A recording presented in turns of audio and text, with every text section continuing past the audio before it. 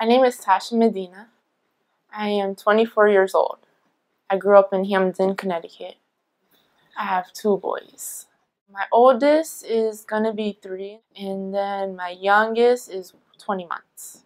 I went to college at UConn. My major was biology. I was in the pre-med program. I wanted to eventually be a neurosurgeon when I finally got out of school. I couldn't afford to live on campus. I had a scholarship, but the scholarship said I couldn't work, so I couldn't afford the small things. Stopped school in 2008. I was devastated because I had to stop my plans. I was on a track and I had to stop. Victor was born at 27 weeks. He was 4 months early, and he had a lot of problems, and the doctors didn't think he would survive. I said yes, he will, so I named him Victor. Victor's strong name means conqueror. It takes a long time to get Victor to school. It takes an hour each trip, so we take 2 buses, or sometimes I take a train and a bus. And each way is an hour, so commuting time to get there and back, and then go pick him up and come back is a total of 4 hours. So it's a big chunk of my day. I haven't been able to get out into a preschool program because there's a wait list and you have to age in if you're not working. He's only 20 months, so for him to just get in without me working, he has to be 2.5, I think so. And so I have 8 more months for the wait. When he goes to preschool, I'll be able to start working and moving forward with our lives and get us in a better position than we are currently. I think Care for Kids is a great program once you're in it, but the problem is for you to use Care for Kids, you have to have a job. You have to meet these standards, and it takes 30 days to 45 days for Care for Kids to cover the child care. So, I mean, I need to get a job for them to cover it, but you can't get a job with the kids unless you got to bring them to the interview, but you still won't get a job doing that. So it's like, how do you balance both? I would just have to cover out-of-pocket expenses until it kicks in.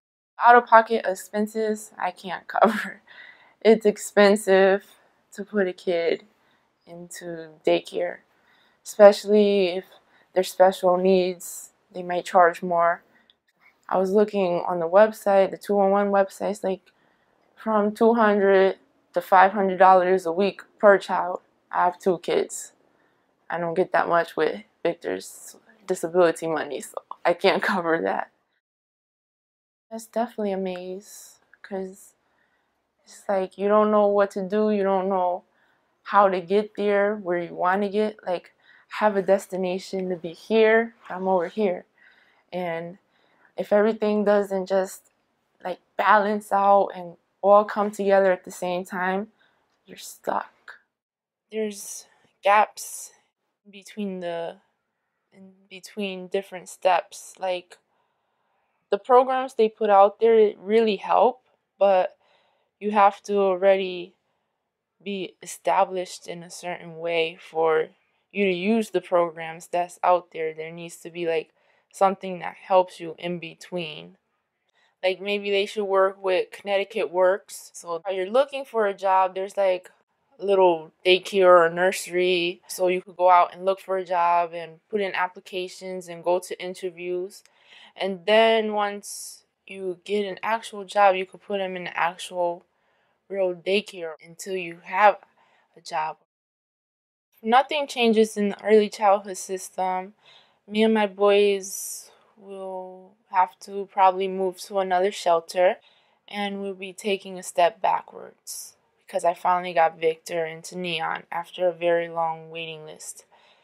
And probably I will have to go to a different town or city for the other shelter, so he won't even be in daycare anymore, and now we have to reapply and start the whole long process of waiting again.